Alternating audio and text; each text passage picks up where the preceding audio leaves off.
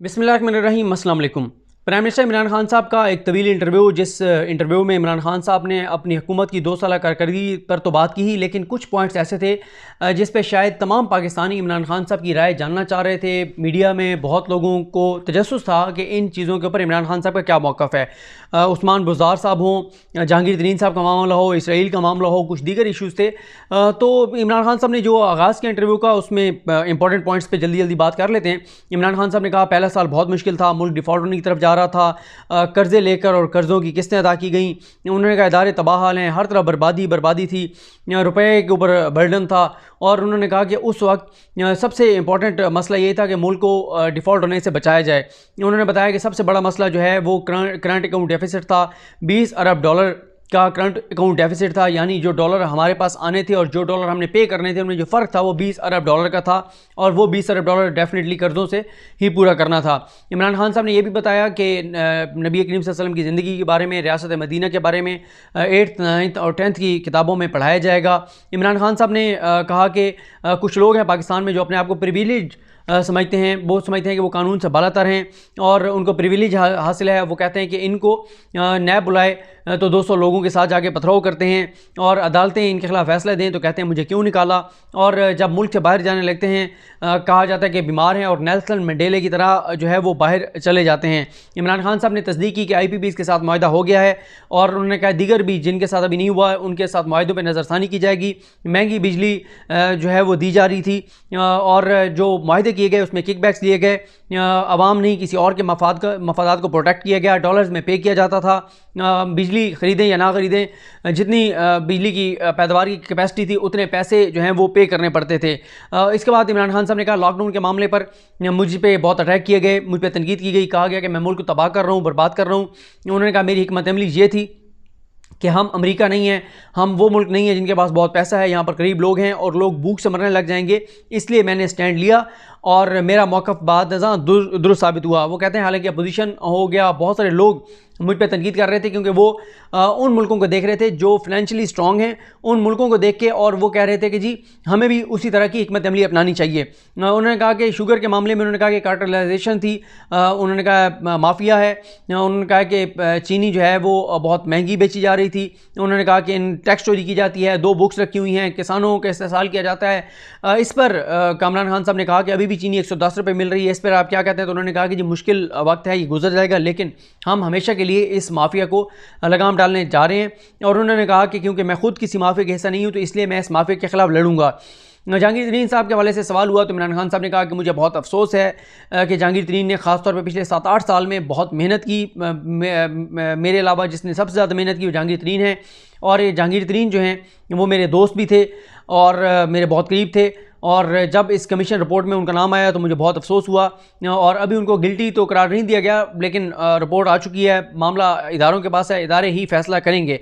उन्होंने ये भी कहा कि ये बात दुरुस्त है कि जहांगीर तरीन साहब की मिल्स का जो सिस्टम है वो बाकी मिल से बहुत बेहतर है।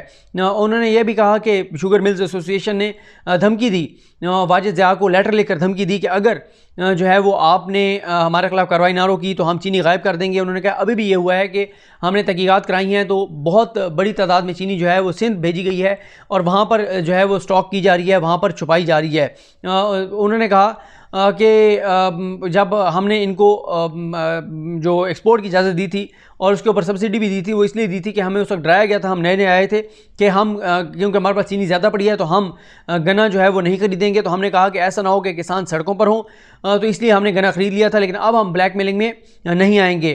कराची के हवाले से उन्होंने कहा कि कराची के हवाले से हम बहुत कंसर्न हैं, कराची के लोगों की मुश्किलात का मुझे बहुत अफसोस है, दुख है, मैं बहुत कंसर्न हूँ। और उन्होंने ये भी बताया कि कराची के साथ जिस तरह लाहौर में लाहौर के साथ एक और शहर बसाया जा रहा है, कराची में भी इसी तरह एक और शहर जो है वो बसाया जा रहा है। पीपल्स पार्टी के हवाले से उन्होंने कहा कि उनको क्योंकि अंदरूनी सिंध से मैंडेट मिलता है इसलिए वो कराची के इस्तेसाल करते हैं। और उन्होंने कहा कि आप कराची के हवाले से हम बहुत सीरियस हैं, कराची के हवाले से हम जो है वो अपना किरदार अदा करेंगे। इमरान खान साहब ने जहांगीर तरीन साहब के हवाले से एक और बात भी की थी। उन्होंने कहा कि ये मेरी ज़िंदगी का तीसरा मुश्किल फ़ैसला था। पहले जब मैंने अपने कज़न माजिद खान को ड्रॉप करना था वो मेरे लिए मसला था, फिर जब मेरे कज़न के साथ मेरा मसला हुआ उनका इशारा नामुल्लाह खान न्याजी साहब की तरफ था, जब उनको टिकट ना दिया वो जो मामला था, और तीसरा ये जब जहांगीर तरीन साहब का मामला था। तो ये मेरी ज़िंदगी का तीसरा बड़ा फ़ैसला था, लेकिन एज़ ए लीडर मुझे सादिक और अमीन होना चाहिए। मुझे ये नहीं करना चाहिए कि जी मेरे दोस्त को छोड़ दें और बाकियों के खिलाफ तहकीकात करें। तो इसलिए हमने बिला तफरीक जो है वो कार्रवाई की।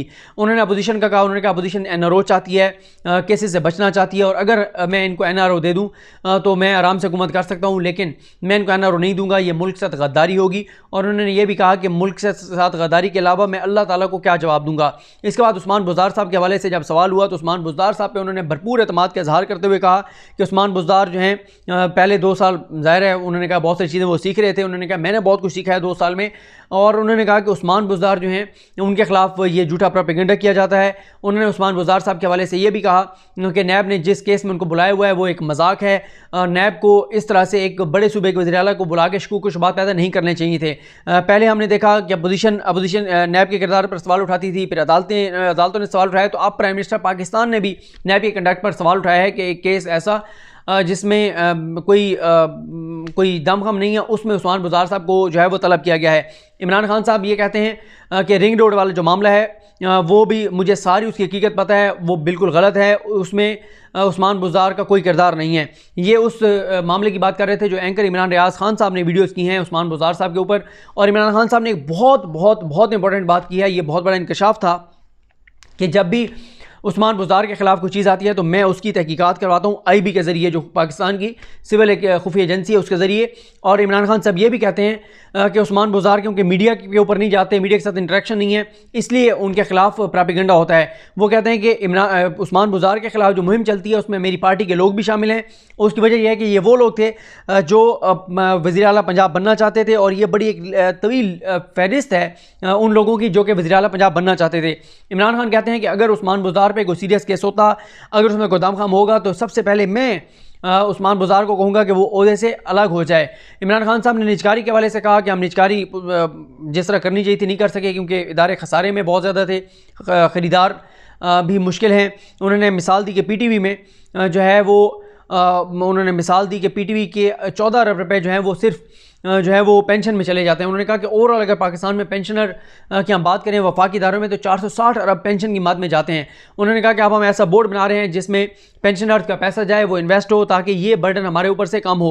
उन्होंने पायलट के हवाले से जो रिपोर्ट आई उस पर एतराफ़ किया कि उसमें हमसे एक गलती हुई कि हम उसको बेहतर जो है वो उसको डील कर सकते थे, लेकिन उसमें हमारे से थोड़ी सी गलती हुई जिस तरह से उसको वो बहुत उसकी हाइप क्रिएट हो गई। लेकिन उन्होंने कहा ये रिपोर्ट आनी तो थी ही एक न एक दिन।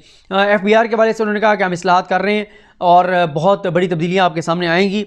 सऊदी अरब से तल्लुकात पे वो मुतमईन नज़र आए। उन्होंने कहा जी तल्लुकात हमारे बिल्कुल बेहतरीन है, कोई ऐसा मसला नहीं है।